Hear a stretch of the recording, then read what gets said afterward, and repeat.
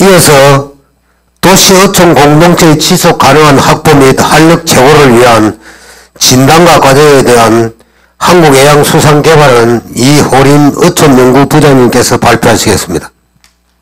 예, 안녕하십니까. 방금 소개받은 어촌을 연구하고 있는 한국해양수산개발원의 이호림이라고 합니다.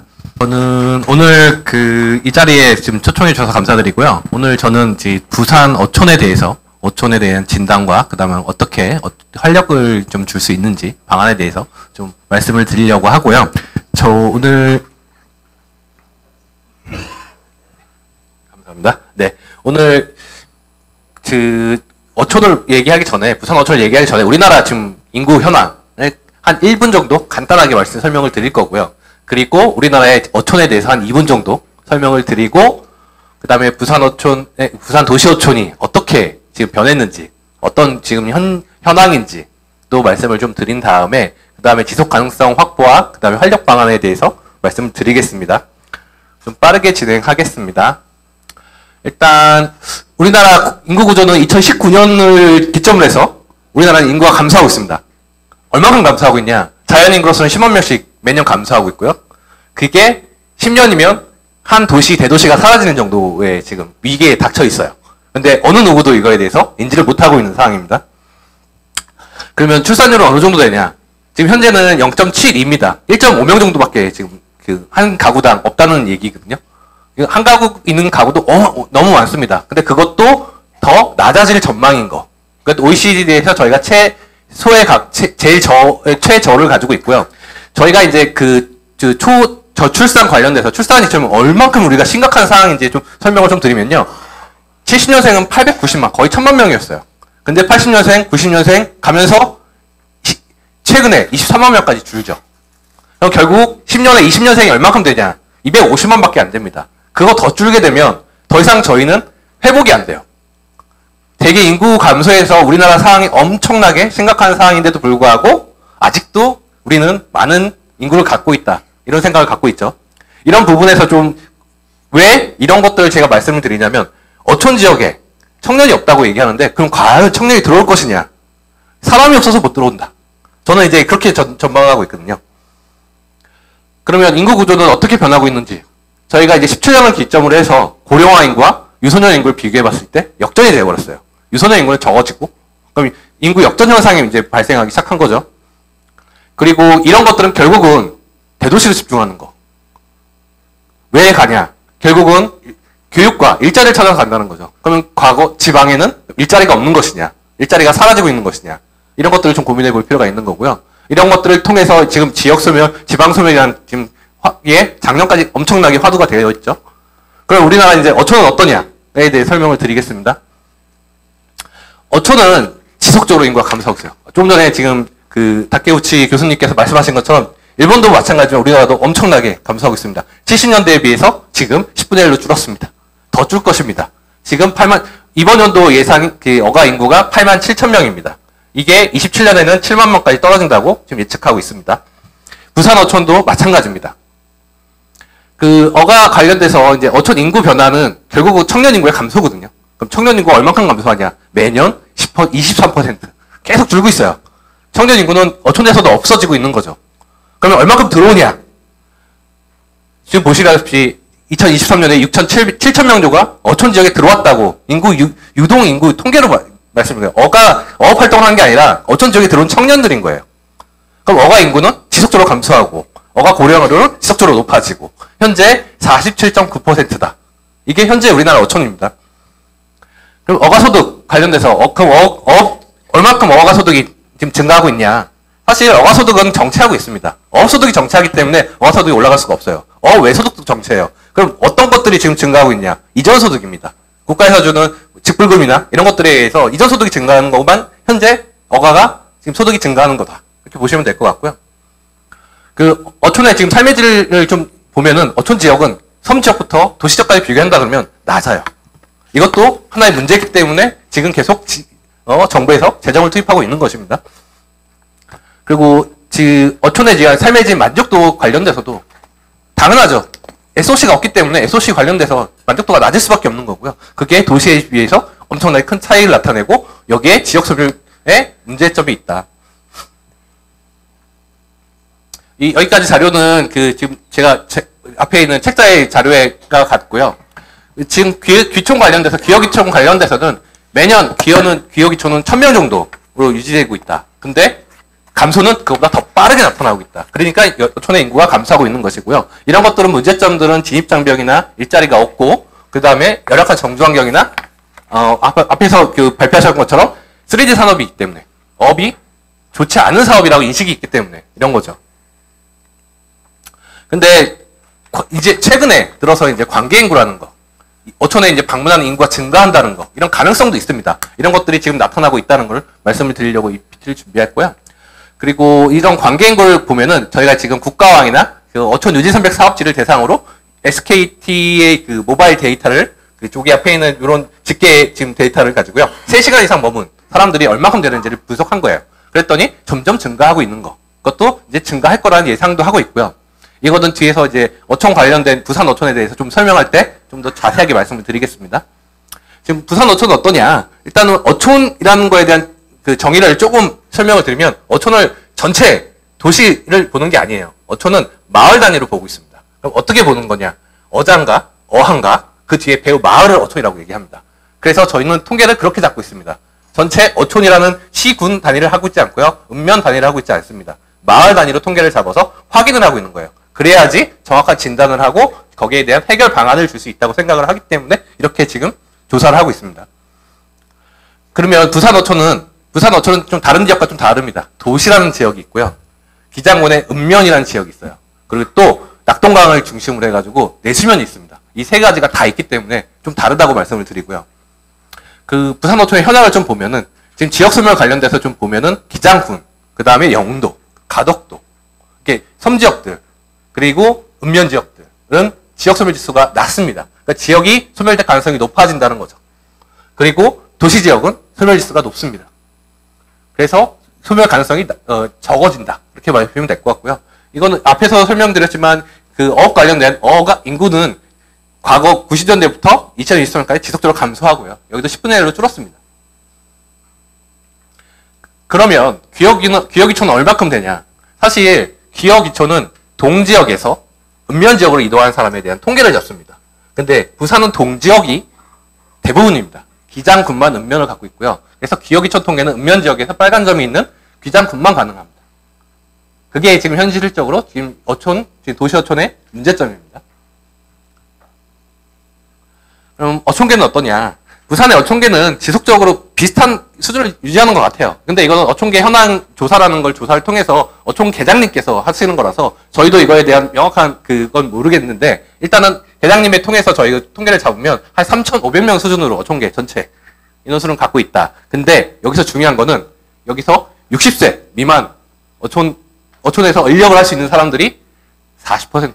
60%가 고령자라는 소리입니다. 고령화율이 엄청나게 높다. 그 의미를 좀 말씀을 드리고요. 어촌회가 평균 소득은 어떻게 되냐? 어촌계 이제 계장님들이 이제 평균 소득을 저희가 다 물어보면, 평균 소득에 관련돼서 보면 여기는 레저도 하고 있고요. 그 다음에 어업의 소득이죠. 그 다음에 어업 관련된 양식도 하고 있고요. 그 다음에 어선업도 하고 있고요. 그래서 천차만별입니다. 대략적으로 이런 분포를 보인다. 이거에서 설명을 드리는 거고요.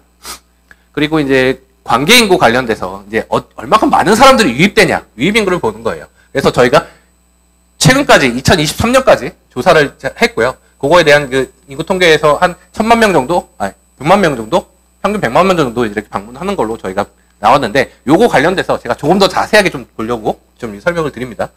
저희가 이제 SKT 모바일 빅데이터라는 건 어떻게 저희가 수집을 하냐면요. 일단 어촌 지역을 선정을 합니다. 어항과 배후 어촌을 선정을 하고요. 여기에 기지국이 있는지, 그 기지국과 연동성이 있는지, 마을에서 기지국이 하나밖에 없으면 하나의 마을이 되고요. 2개의 마을이 하나의 마을을 갖고 있으면 그걸 하나로 마을 해가지고 통계를 잡습니다. 그래서 정확한 통계를 잡으려고 노력을 했고요. 그 통계를 잡은 내용을 좀 보시면, 부산에는 51개의 어촌계가 있습니다. 그 어촌 마을에 저희가 지금 조사한 거는 24개 정도 마을을 조사를 했고요. 이거는 기지국의 한계예요. 그래서 그런 것들을 통해서 연안 어촌과 도시 어촌, 섬어촌, 요걸 좀 분석을 할 건데, 어떤 걸 분석할 거냐?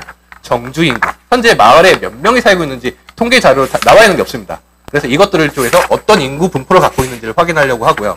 그리고 얼마큼 사람들이 와서 머무는지, 머무는 시간과 그리고 얼만큼 사람들이 들어오는지, 유입되는 사람, 시군구 내에서 들어오는 건지, 시군구 외에서 들어오는 건지, 이런 것들을 확인할 수 있고요. 그 다음에 실제로 여기 와서 일하는 사람들은 얼만큼 되는지, 이런 것들을 좀 분석해 보려고 이 데이터를 활용해서 제가 최근에 분석한 겁니다. 작년 23년도에 분석한 자료를 좀 설명을 드리는 거고요. 일단 보시는 거예요. 딱 보시는 것처럼 도시어촌의 인구 피라미드를 보면 큰 문제가 없어 보여요. 근데 실제로 들어가서 기장군의 어촌을 보면, 연안 어촌이라고 저는 표현을 하고 있고요. 연안 어촌을 보면 고령자만 많습니다. 벌써 인구 역전 현상이 일어났어요. 더 이상 이제 어떻게 회복해야 될지 고민할 이제 상황이에요. 근데 가덕도를 보시면 섬 지역은 더 심해요. 그게 지금 부산 어촌의 현황입니다. 근데 어느 누구도 생각하고 있지 않은 부분이죠. 어촌이 위험하다? 도시 어촌을 보니까 당연히 위험하지 않죠. 그러면 그런 고령자들의 지역 소멸은 얼만큼 되냐? 도시어촌과 가운데 보라색이 도시어촌과 그 다음에 기장군 연안어촌, 오른쪽에 섬어촌 해가지고 제가 분석해서 해놓은 건데, 고령화를 보시면요 50% 이상인 거, 연안어촌을 보시면 거의 40% 50%를 다 높아요. 실제 인구로서 저희가 지금 분석을 한 내용입니다. 그리고 도시지역 같은 경우는 떨어집니다. 당연하죠. 당연할 수밖에 없는 게 도시에는 많은 젊은 인구들이 있기 때문에 떨어질 수밖에 없고요. 섬어촌도 마찬가지로 이렇게 보실 수 있고요. 그러면은 얼만큼 사람들이 와서 체류를 하고 있냐? 체류한다는 거는 3시간 이상, 그리고 여기서 하루를 머무느냐, 숙박을 하느냐 마느냐, 이런 것들을 좀 조사를 했는데요. 일단은 젊은 사람들이 도시에 많이 옵니다. 해운대를 기점으로 해서 여기 보시면 체류인구에서 해운대, 송정을 중심으로 해서 퍼져나갑니다. 그쪽으로 인구가 많고요. 멀어질수록 인구수가 감소하는 현상이 나타난다. 이런 것들이 좀 분석이 됐고요. 그리고 단기 경제활동에서 그럼 어떤 사람들이 와서 여기서 일을 하지? 그럼 얼만큼 이게 일을 할 수 있을까? 어떤 성별을 갖고 있을까? 어떤 나이를 갖고 있을까? 그런 것들을 좀 찾아봤더니 좀 재밌는 게 나타난 게요. 여기 보시면 그 어촌 관련돼서 이게 붉은색이 여성분들입니다. 그 파란색이 남성분들입니다. 도시나 연안 지역에 보면 붉은색 부분들이 더 높아요. 근데 섬에 가면은 파란색이 높습니다. 다른 거죠. 그 일자리들이 다르다는 걸 말씀을 드리는 거고요. 음식이나 이런 것들 관광객들이 많은 경우는 여성분들이 가서 많은 일을 한다는 거고요. 여기 같은 섬지역 같은 경우는 낚시나 유를 즐기는 사람들이 많이 간다는 의미를 좀 말씀드리고, 그런 일자리가 많다는 걸 좀 말씀을 드리려고 PPT를 준비했습니다. 그러면은 그럼 이거 못하네요. 유입 관련된 오는 사람들이 어떤 지역에서 오는지 이런 것들을 좀 본다면 대부분 관외라고 하죠. 그러니까 시군구 외에서 오는 사람들이 더 많다. 이걸 보여드리고요. 연령별로는 20세부터 60세까지 다양하게 오는다. 이런 계층을 좀 보여드리는 거고요. 그 유입인구 특성을 좀 보면은 지금 대부분 다 사실 부울경권이에요. 부산은 부울경에서 많이 어촌을 방문한다. 이렇게 보시면 될 것 같습니다. 그러면 다음으로 이제 마지막으로 이제 지금 설명을 드릴 부분인데, 도시어촌에 관련된 지속 가능성 확보와 활력 방안이 뭐가 있냐? 결국은 제가 이제 있는 이제 기관은 이제 전국의 어촌을 이제 하는 부분 때문에 소득 안정과 일자리 창출, 그 다음에 어촌의 스마트화, 그 다음에 이런 관계 인구들의 관광을 어떻게 이끌 것이냐가 아마 주요 포인트가 아닐까 하고, 요거에 관련돼서 아마 요 이후에 아마 토론을 하시지 않을까 생각을 합니다. 일단은 우리나라 그 어촌 정책은요, 그 과거에 생산 중심의 정책에서 현재 지금은 이제 지역 재생, 사람 중심의 정책으로 좀 변했습니다. 2000년대 초반에는 이제 관광이나 이런 것들에 포커스를 갖다면 2000년대 이제 후반, 이게 10년대에 와서는 이제 부가가치 관련돼서 6차 산업화 이런 것들을 사업을 정책으로 하고 있고요. 지금은 이제 어촌왕 재생 관련돼서 어촌 뉴딜, 그 다음에 어촌 시달력 증진 사업 이런 사업으로 하고 있습니다. 그 안에서 일단은 저는 소득 관련돼서 좀 말씀을 드리면요. 일단은 아까도 초반에 말씀을 드렸지만 어업소득도 정치하고 있고요. 어업외소득도 정치하고 있습니다. 저희가 이제 소득을 증가시킬 수 있는 방법은 소득의 안전이에요. 그러면 이전소득 관련돼서인데, 그럼 결국은 공익형 직불제에 관련된 그런 것들을 확대하고, 그 다음에 이걸 또 강화해야 되는 그런 방안으로 가고요. 최근에 그 공익형 직불제가 이제 선택이 되면서 선택형 공익형 직불제와 기본형 직불제로 나눠졌어요. 그래가지고 어가 이제 안전망에 이제 쓰는 조건분리 지역 직불제라든지 소규모 어가 직불금 이런 것들을 제공하고 있고요. 근데 이것뿐만 아니라 더 확대를 해서 할 필요가 있다. 왜냐면 어촌 소멸은 결국은 어촌에 관련된 자금줄, 식량 안보와 관련된 자급률의 문제이기 때문에 이런 것들을 유지하기 위한 그런 것들이 필요하기 때문에 말씀을 드리고요. 그 다음에 서부청 관련된 지역소멸을 방지하기 위한 이런 공익형, 기본 좀 직불제가 좀 더 확대돼야 된다. 그리고 선택형에서는 이제 저희가 지금 가고 있는 흐름대로 뭐 탄소 중립이나 수산자원 보호 관련된 계속 이런 직불금리 확대할 필요가 있다. 그리고 두 번째로는 이제 어촌 이제 일자리 창출인데요. 지금 어촌 뉴딜, 어촌 신활력 증진 사업 이런 것들을 통해서 어촌의 생활 서비스나 이런 것들에 대한 보급을 계속했어요. 근데 최근에 이제 어촌 이제 생활 경제 플랫폼이라 그래가지고 어촌 신활력 증진 사업을 통해서 일자리 창출의 거점을 만들려고 하고 있습니다. 이런 거점을 만들면서 저희가 지금 생각하고 할 필요가 있는 것들은 그러면은 기업을 유치해야 되는 거죠. 기업을 유치하기 위해서는 아직 이거 여기 앞에 계신 과장님이랑 협의한 내용은 아닌데요.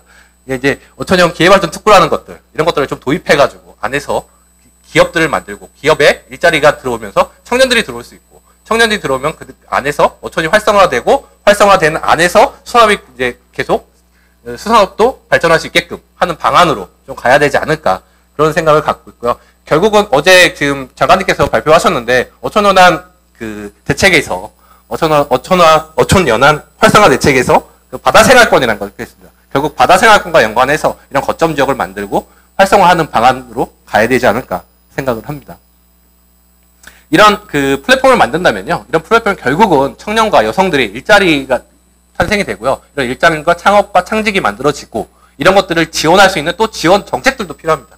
이런 지원 정책과 교육 같은 관련된 여러 연방 정책들도 이제 들어와야 된다고 생각이 들고요. 그러기에는 이제 뭐 기술 교육이라든지 육천산업화를 통한 뭐 어촌산업 다각화라든지 다양한 사업이 좀 해야 될 필요가 있고요.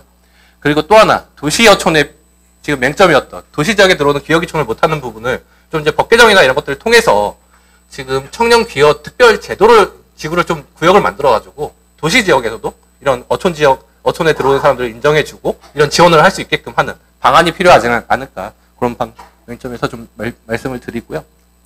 그리고 이런 것들을 좀 일자리를 창출하는 건 좋은데 그럼 누가 와서 이런 일자리를 하냐? 결국은 스마트와 관련된 일자리. 여기 보시면 이제 누구나 손쉽게 하는 농업이라고 되어 있는데 누구나 쉽게 할 수 있는 업이 돼야지만 청년들도 들어와서 쉽게 업을 할 수 있다고 생각을 해요. 그리고 뭐 관련된 뭐 에너지 자립이라든지 뭐 그 생활 방식이라든지 이런 것들은 스마트는 당연히 도시적이니까 일어날 거라고 생각이 들고요. 그러면 어업 관련돼서 어떻게 쉬운 어업을 할 수 있냐 한 사례인데요. 일본에 이제 구마모토 쪽에 가면은 이제 김양식을 합니다. 김양식을 할 때 김양식선을 좀 개발을 했어요. 과거에 지금 우리나라에 하고 있는 김양식선을 보면 지금 4명이 보통 90분 작업을 해가지고 이걸 끌고 있습니다. 근데 여기서는 양식선에 혼자 타가지고 모든 활성화 처리까지 다 합니다. 이런 것처럼 쉽게 업을 해야지 사람이 쉽게 들어와서 이것들을 지속 가능성 있게 할 수 있지 않을까. 이런 그 스마트 업 관련된 내용으로 저희가 좀 더 구체적인 좀 그런 그 연구가 필요하지 않을까 생각이 들고요. 그리고 이제 마지막으로 이제 관광 관련돼서 좀 내용을 좀 설명을 드린 건데 이제 지금 부산에서도 많이 하고 있습니다. 워케이션 해가지고 부산역이나 여러 군데에 만들어지고 있는데요. 이런 것들을 좀 이제 좀 연안 바다 쪽으로 좀 끌어가서 어촌 체험마을에 그 워케이션을 만들고 그다음 민간이 들어와서 같이 활성화할 수 있어서 워케이션을 만들어줘서 여기에 정착할 수 있고 체류할 수 있는 사람들을 좀 많이 만들어주는 그런 정책이 좀 필요할 것 같고요. 그리고 이건 최근에 저희가 이제 여성 어업인 자담회를 하면서 발굴한 겁니다. 여기 왼쪽에 그림에 보면은 전국에 다양한 먹거리가 있어요.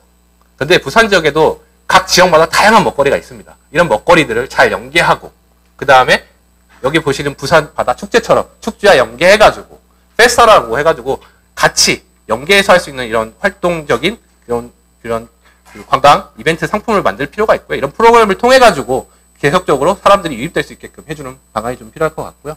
마지막으로 부산에도 그 어업유산이 있습니다. 사실 우리가 어업유산이라고 생각하지 못하는 부분이 많은데 지금 제주도에 해녀가 어업유산인 것처럼 영도에도 해녀가 있고요. 폐총이 있고요. 가덕도에 굴체묘도 있고 그다음 기장에 돌미역 수거 방식도 있습니다. 이런 것들을 통해서 이런 것들을 잘 활용해가지고 어촌 체험이나 이런 것들 지속 가능성 있게 하는 이런 방안이 좀 있어야 되지 않을까. 체험도 지금 도시에 와가지고 부산 지역에 와가지고 레저만 즐기는 게 아니라 이런 체험도 같이 할 수 있게끔 하는 그런 방안으로서 좀 관광을 좀 이끌 필요가 있지 않을까 해서 지금 제안을 드리고요. 제가 오늘 준비한 거는 사실 여기까지고요. 제가 지금 오늘 좀 두서없이 좀 설명을 드려서 좀 죄송한데 요 관련돼서 크게 저희가 4가지 아까 처음 말씀드린 소득과 일자리, 그리고 스마트화, 그리고 마지막으로 관계인과의 유입이 제일 필요하다고 생각이 드는 부분에서 하고 요거 관련된 토론을 다음에 이어주시기 바라겠습니다. 감사합니다. 네, 수고하신 이효린 부장님께 큰 박수로 격려해 주시기 바랍니다.